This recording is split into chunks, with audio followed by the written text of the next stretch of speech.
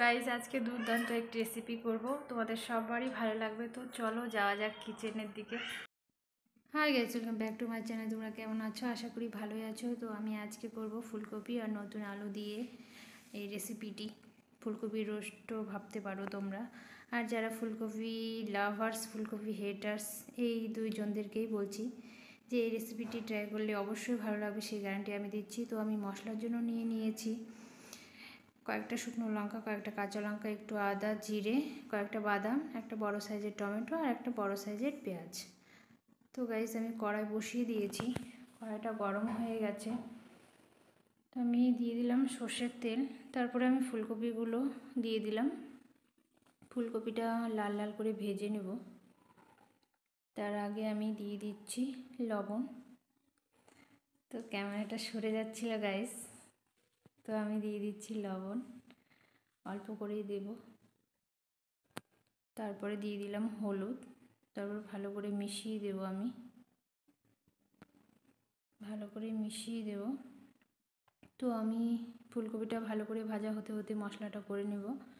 তো আমি সবগুলোই মশলা মিক্সিতে দিয়ে দিচ্ছি, মটরশুঁটিগুলো দিব না। তো আমি এবার মিক্সিতে মিক্স করে নেব। তো আমার ভাজা হয়ে গেছে, আমি এবার তুলে নেব। তো আমি তুলে নিলাম। ওই তেলের মধ্যে আমি ফোড়নে দিয়ে দিচ্ছি একটা তেজপাতা, একটু জিরে, তারপরে আমি আলুগুলো দিয়ে দিলাম। একটু লবণ হলুদ দিয়ে ভালো করে কষিয়ে নেব। তারপরে আমি দিয়ে দেব মশলাটা। ভাজা আমার হয়ে গেছে আলুটা ভালোভাবে। তো আমি এবার মশলাটা দিয়ে দেব। পুরো মশলাটা দিয়ে দিলাম। মশলাটা দেওয়ার সঙ্গে সঙ্গে যা স্মেলটা বেরালো, গন্ধটা খুব ভালো লাগছিল। গ্যাস তোমরা অবশ্যই ট্রাই করতে পারো, খুব ভালো লাগবে, সেই গ্যারান্টিটা আমি দিচ্ছি। তো তোমরা ট্রাই করো। আর এক হাতে ক্যামেরা ধরেছিলাম। তারপরে আমি মটরশুঁটিগুলো দিয়ে নাড়াচাড়া করে নেব। তো একটু লেগে যাচ্ছিল ক্যামেরা, এক হাতে নাড়ছিলাম।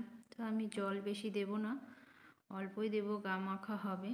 তো আমি এইভাবে 3-4 মিনিটের মতো ফুটিয়ে নেব ভালো করে। তারপরে আমি ফুলকপিগুলো দিয়ে দিব। ফুলকপি দিয়ে আমি 2 মিনিটের মতো ঢাকা দিয়ে রাখবো, মিডিয়াম ফ্লেমে গ্যাসটা। তারপরে আমি একটু গরম মশলা দিয়ে নামিয়ে নেব। গরম মশলা দিলে রেডি হয়ে যাবে। আমি গরম মশলা দিয়ে দিলাম, রেডি হয়ে গেছে। আর আমি নামিয়ে নেব। তো কেমন লাগলো গাইস ভিডিও অবশ্যই কমেন্টে জানিও। আর যারা নতুন দেখছো অবশ্যই চ্যানেলটিকে সাবস্ক্রাইব করে দিও। আর আমি একটু সাজানোর জন্য ধনেপাতা কুচি ওপর থেকে ছড়িয়ে দিলাম। তো কেমন লাগলো গাইস অবশ্যই জানিও। আবার অন্য কোনো ভিডিওতে দেখা হবে। টাটা গাইস, সবাই ভালো থেকো। টাটা বন্ধুরা।